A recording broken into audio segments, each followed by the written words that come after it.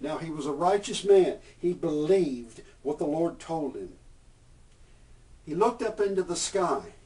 God promised him a seed as innumerable as the stars in the sky, as numberless as the grains of sand in the sea and on the beaches of the world.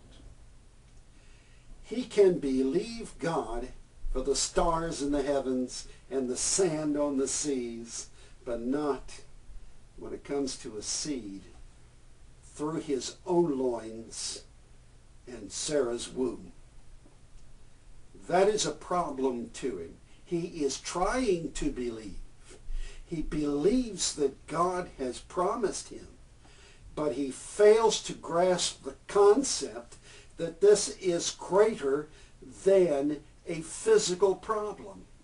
It is a supernatural problem with a supernatural answer, and only a supernatural God can answer it. So he offers up the one born in his household, again acceptable to the code of Hammurabi, but not acceptable to satisfy the plan of God. And so there is something still future. Time passes, as it keeps doing, and nothing, how frustrating, nothing has transpired. And Abram is becoming anxious and old. And Sarai is becoming anxious and older.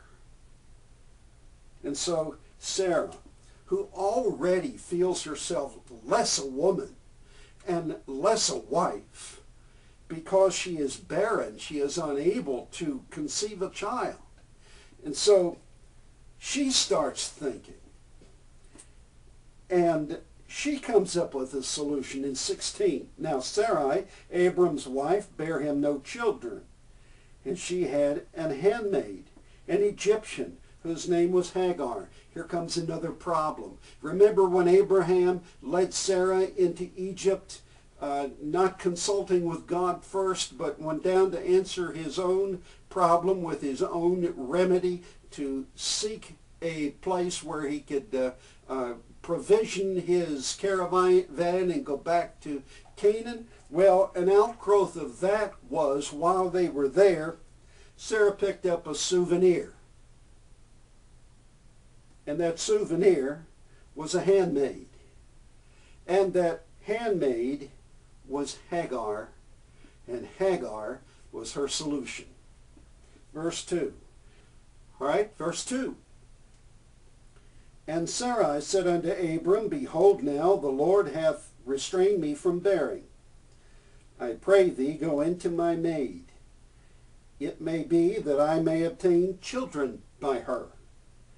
And Abram hearkened to the voice of Sarai. And Sarai, Abram's wife, took Hagar, her maid, the Egyptian, after Abram had dwelt in the land of Canaan for 10 years, or had dwelt 10 years in the land of Canaan. And he went in unto Hagar, and she conceived. And when she saw that she had conceived, her mistress was despised in her eyes. Now that is a natural outgrowth of an unnatural solution, an ungodly solution, and by that I mean a solution that God had no part in.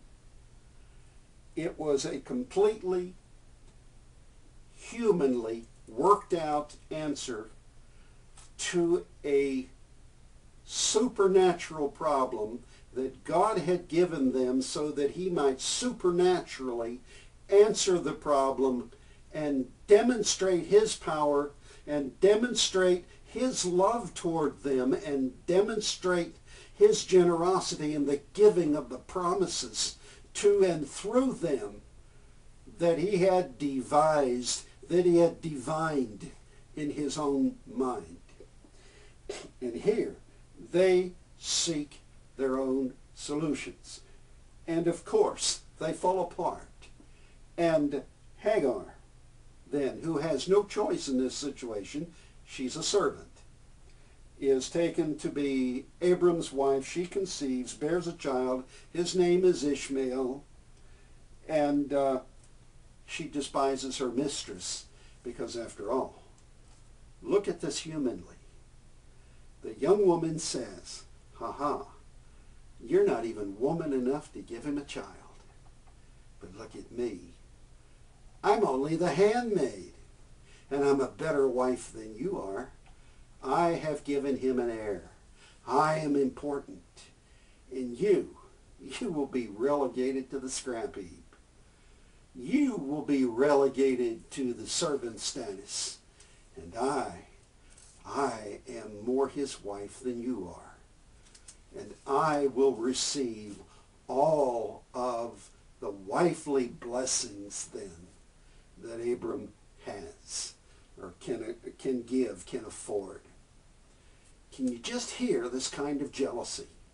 I remember a missionary once when I was in Bible college who was a missionary to China, and he offered up as a visual aid on the overhead projector a symbol, a character that supposedly, my son tells me no, he's living in China, but this missionary I'm going to accept as one who knew the Chinese language, and he offered up a character on the overhead, and it was a slanted roof with two stick figure people under it, and he says, "This is the character, or this character is a roof with two women, and that is the character for strife in the Chinese language." I don't speak Chinese. I don't know that for sure. I'm taking his word for it. But two women under one roof is characteristically throughout all of the annals of time a recipe for strife. When each thinks or supposes herself to be the princess of the cottage, and it brings about all kinds of unrest and problem. It created more problems than it could ever possibly fix. In fact, it fixed nothing. God, again, rescued them out of this situation, blessed Ishmael, made him also the father of a great nation, and promised 12 princes would be in his lineage. Now, Sarai's discomfiture was of her own making, predicated upon the wrong decision that Abram already made going down into Egypt to fix his man-made situation.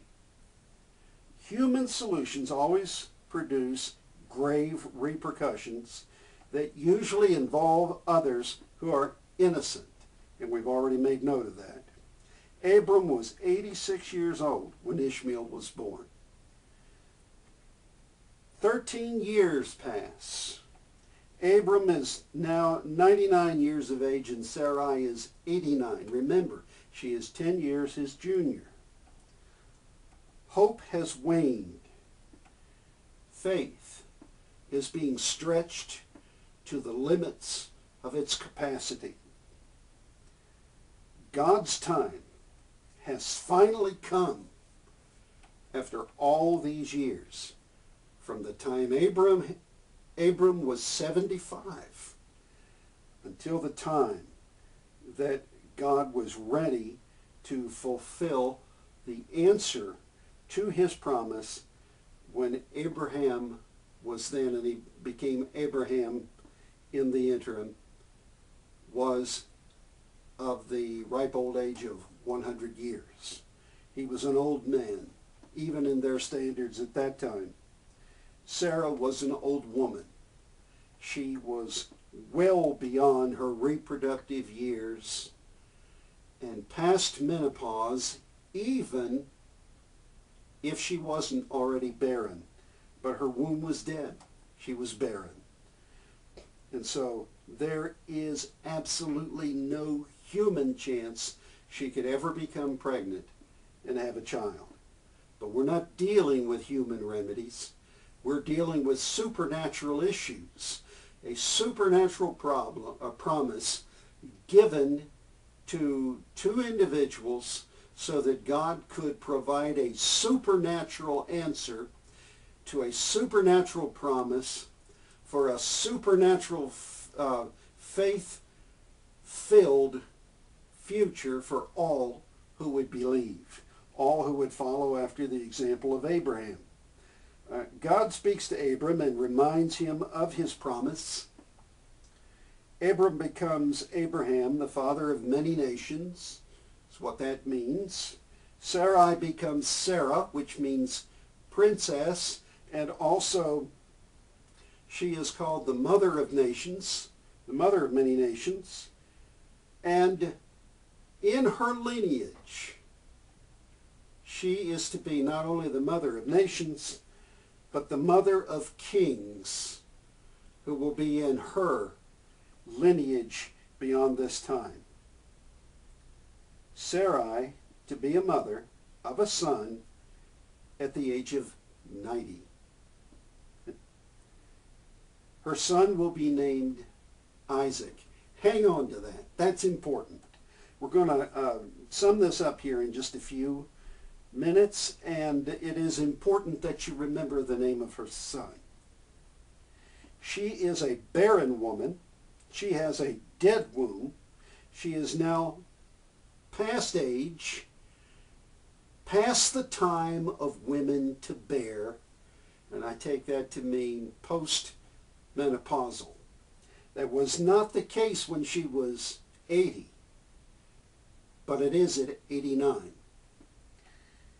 And at 90 when she finally bore a son. When Abraham heard the news of the not the reinstitution, but of God reminding him of his promise in chapter 17, verse 17, Abraham laughed. And his solution again, he has another solution. His solution again is that God would bless Ishmael and bless the world through him. And God said, don't worry about it. I've blessed Ishmael. He has a place. But I want to establish my promise through you, past the age of producing a son. And from Sarah, who was barren, who is also past the age of bearing children. Faced with an incomprehensible dilemma, faced with a situation with no solution, faced with a problem that has no human answer, faced with a situation that is absolutely impossible. But Jesus said, but with God all things are possible. With man, things are not possible. With God, things are possible, even and especially the absolutely impossible. And at 89, Sarah conceived. At 90, delivered a son. Now, I'm getting ahead of things. God had established with Abram, through Isaac, an everlasting covenant through Isaac and Sarah, or through Abraham and Sarah, the birth of Isaac would take place, not through Abraham and Hagar and Ishmael. That was his promise. That was his plan. And he planned to bring it to fruition. And he is not about to back away from it. Sarah heard the statements, and I wish I could get into this, but in these chapters, there is a visitation by 3 angels. And if we follow the pronouns and the nouns, and we link them together as we should, they form a chain that discloses, and I believe this is true, that they were visited not by 3 mere angels, messengers of God, but the 3 persons of the Godhead. I don't have time to get into that. But she heard them speaking to Abraham, reiterating the promise that Sarah would conceive because the time was finally at hand after all these years, and Sarah laughed. Now Abraham laughed. I don't think it was derisive laughter. I think it was incredulity. He could not conceive in his mind that God could possibly make him a father at this advanced age of 99, or Sarah a mother at this advanced age, especially since her womb was already dead at the age of 99. And so he laughed, and Sarah laughed too. Now I think with incredulity, now she denied that she laughed. Look over here in 18. And, let's go to 12. 18:12, therefore Sarah laughed within herself. She didn't even laugh out loud.